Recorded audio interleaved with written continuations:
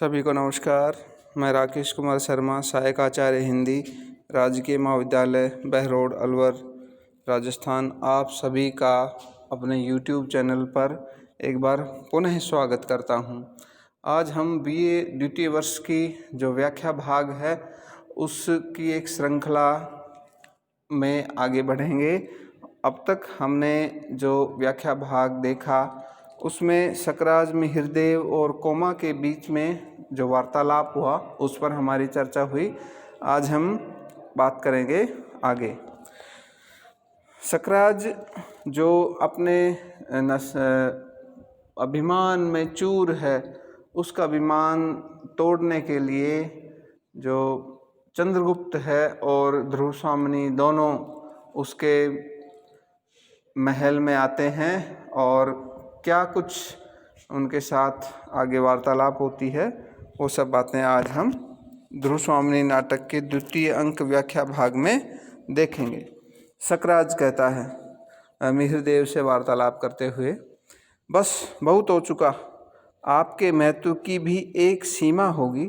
अब आप यहाँ से नहीं जाते हैं तो मैं ही चला जाता हूँ, और प्रस्थान कर जाता है। यानी मिहिरदेव उसे जो बात समझाता है वो सकराज के समझ में तो आई हैं, लेकिन वो उन चीज़ों को स्वीकार करने के लिए तैयार नहीं है। इसलिए खुद ही उन चीज़ों का सामना करने के लिए तैयार नहीं होने के कारण खुद ही वहाँ से प्रस्थान कर जाता है। मिहिरदेव, चल कोमा, हम लोगों को लताओं, वृक्षों और चट्टानों से छाया और सहानुभूति मिलेगी। इस दुर्ग से बाहर चल। यानी वो कहते हैं कि हमें तो प्रकृति में ही शरण मिलेगी, वहीं प्रेम है, वहीं सहानुभूति है, वहीं प्रेम की छाया है। इस दुर्ग में तो ऐसा कुछ है ही नहीं, इसलिए यहाँ से हमें चल देना चाहिए। कोमा गदगद कंठ से, पिताजी, खड़ी रहती है, जाती नहीं है, वहीं खड़ी हो जाती है। मिहिरदेव, बेटी, हृदय को संभाल, कष्ट सहन करने के लिए प्रस्तुत हो जा। अब तू ये समझ ले कि तेरा जो भाग्य है वो इसी प्रकार का है, तेरे भाग्य में कष्ट ही कष्ट हैं, इसलिए सब कष्टों को सहन करने के लिए तैयार होना पड़ेगा। प्रताड़ना में बड़ा मोह होता है, उसे छोड़ने को मन नहीं करता, लेकिन कोमा छल का बहिरंग सुंदर होता है। जो छल होता है ना, उसका बाहरी रूप तो बहुत अच्छा होता है, विनीत और आकर्षक भी होता है, एकदम से आकर्षित करने वाला भी होता है, विनम्र भी होता है, लेकिन दुखदाई और हृदय को बेधने के लिए इस बंधन को तोड़ डाल। यानी वो उसे समझाते हैं कि आप जो इस तरह से इनके प्रेम पाश में पड़ी हुई हैं, तो ये आपके लिए बहुत अच्छा है, आकर्षक है, सुंदर है, लेकिन ये एक छल है जो आपके हृदय को दुख दे रहा है, आपके हृदय को भेद रहा है। इसलिए आप इस छल को, इस प्रपंच को तोड़ दीजिए, क्योंकि सकराज है वो आपसे प्रेम नहीं करता, आपने देख लिया। इसलिए ये सारी बातें मिहिरदेव है वो कोमा को समझा रहे हैं।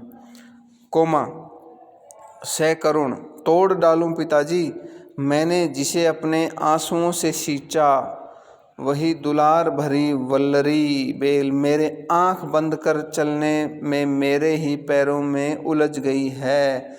कि जिस बेल को मैंने पाल पोस कर बड़ा किया, वही बेल, यानी प्रेम की बेल, प्रेम बेल, वही मेरे पैरों में अब उलझ गई है। वो मुझे छोड़ने का साहस नहीं है, वो इतनी उलझ गई है कि मैं चाहकर भी उस प्रेम पाश से अलग नहीं हो सकती। इसलिए पिताजी, मैं बहुत प्रयत्न करती हूँ, लेकिन मेरे पैर खुद ब खुद उलझ जाते हैं। दे दूँ एक झटका, उसकी हरी हरी पत्तियाँ कुचल जाएं और वह छिन्न होकर धूल में लौटने लगे, ना ऐसी कठोर आज्ञा ना दो। यानी प्रेम की जो बेल है वो तो कोमल है, कोमल कोमल कोमल, बस वो कोई लोहे की जंजीर से बंधने वाला प्रेम नहीं होता। एक कोमल केवल एहसास है, उस एहसास को तोड़ने की आज्ञा ना दो। इस तरह की बात को माँ अपने पिता से कहती है कि मैं ऐसा हरगिज नहीं कर सकती। एक व्यक्ति दुष्ट हो सकता है, क्या मैं भी दुष्ट बन जाऊं बदले में? यदि मैं भी दुष्ट हो गई या मैं इस तरह का व्यवहार मैंने उसके साथ किया तो मुझ में और उसमें अंतर ही क्या रहेगा? उसने मुझसे प्रेम किया ना किया, लेकिन मैंने उससे सच्चा प्रेम किया है और मैं आजीवन उससे सच्चा प्रेम करती रहूँगी। इसलिए मैं अपने द्वारा बोई गई प्रेम की बेल को कभी नहीं कुचल सकती। ये कोमा यहाँ कह रही है। मिहिरदेव निश्वास लेकर आकाश को देखते हुए, यहाँ तेरी भलाई होती तो मैं चलने के लिए न कहता। ऊपर आसमान में देखता हुआ कहता है उस ईश्वर को याद करता हुआ कि बेटी यहाँ तेरी भलाई होती मैं तेरे को बिल्कुल नहीं कहता, तो रह यहाँ पे आराम से। हम लोग अखरोट की छाया में बैठेंगे, झरनों के किनारे दाख के कुंजों में विश्राम करेंगे। जब नीले आकाश में मेघों के टुकड़े मनन सरोवर जाने वाले हंसों का भी नय करेंगे, तब तू अपनी तकली पर ऊन काटती हुई कहानी कहेगी और मैं सुनूंगा।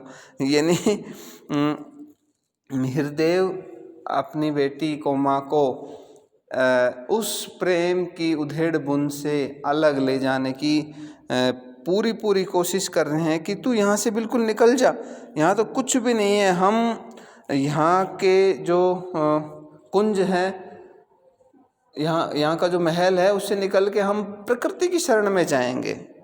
नीले नीले आकाश में, आसमान में छाता हुआ मेघ जो बादल हैं और जो सरोवर में जो हंस हैं, इन सब चीज़ों की शरण में जाएंगे, वहाँ जाएंगे और तू अपनी तकली पर ऊन काटती हुई कहानी कहेगी और मैं सुनूंगा। यानी तू वापस से पहले वाली स्थिति में आ जा, इस प्रेम के जाल से, इस प्रेम की बेल को तोड़ती हुई आगे बढ़ जा। कोमा तो चलूं एक बार चारों ओर देखकर, एक घड़ी के लिए मुझे डैश डैश डैश।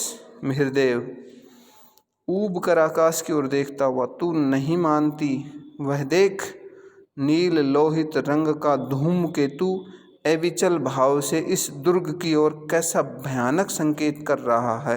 यानी धूमकेतु टूटता है तो ऐसी मान्यता है कि कोई न कोई संकट आने वाला है। तो ऐसा लग रहा है कि जैसे अब इस मिहिरदेव का जो साम्राज्य, इस जो सकराज का जो साम्राज्य है वो अब नष्ट होने ही वाला है। इसलिए मैं पहले ही संकेत को समझ चुका हूँ, तुम अभी भी मेरी बात को मानो और यहाँ से निकल लो। कोमा उधर देखते हुए, तब भी एक क्षण मुझे डैश डैश यानी सोचना चाहिए। मिहिरदेव पागल लड़की, अच्छा मैं फिर आऊँगा, तू सोच ले, विचार कर ले। और चला जाता है कि तुझे जाना है या नहीं जाना है, तू इस उधेड़-बुन में कब तक रहेगी। मैं जाता हूँ, तू अच्छे से सोच ले और फिर एक निर्णय पर पहुँचना। कोमा जाना ही होगा। तब यह मन की उलझन क्यों? अमंगल का अभिशाप अपनी क्रूर हंसी से इस दुर्ग को कंपा देगा।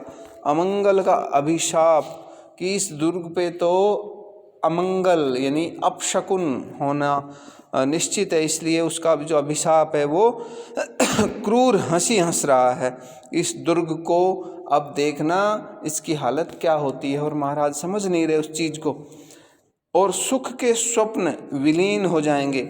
यहाँ पर केवल और केवल दुख आएगा, केवल और केवल दुख, अमंगल होगा और सारे सुख यहाँ विलीन हो जाएगा, नष्ट हो जाएगा। मेरे यहाँ रहने से उन्हें अपने भावों को छिपाने के लिए, मेरे यहाँ रहने से उन्हें अपने भावों को छिपाने के लिए बनावटी व्यवहार करना होगा। बिल्कुल सही बात कि मैं यहाँ रहूँगी तो मेरी जो भावनाएं हैं वो तो रुकेंगी नहीं, लेकिन जो आने वाली जो ध्रुव स्वामी नाम की जो रानी है उसके साथ महाराज रहेंगे तो वो मुझसे बनावटी व्यवहार करेंगे, इसलिए मुझे वो बर्दाश्त नहीं है।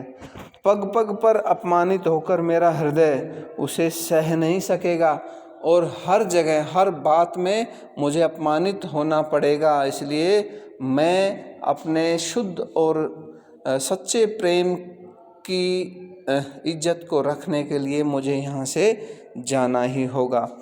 तो चलूँ, यही ठीक है पिताजी, ठहरिए मैं आती हूँ। और कोमा वहाँ से जाने का फैसला ले लेती है। इस तरह से जो प्रेम है उसकी जो सच्चाई है, केवल एक पक्ष से उसका जो परिणाम है वो पूरा नहीं होता। उसने देख लिया कि महाराज तो बिल्कुल निष्ठुर हो गए हैं, इसलिए जो मेरा सच्चा प्रेम है इनके लिए केवल और केवल दिखावा है, इसलिए मेरा यहाँ रहना भी ठीक नहीं है। इसलिए वो सारी चीज़ें सोचकर वहाँ से प्रस्थान करने का निर्णय लेती है। तो आज का जो व्याख्या भाग है आज यहीं समाप्त होता है। आगे हमारा जो ई लेक्चर है वो ऐसे ही जारी रहेगा। तब तक के लिए जय हिंद, जय भारत।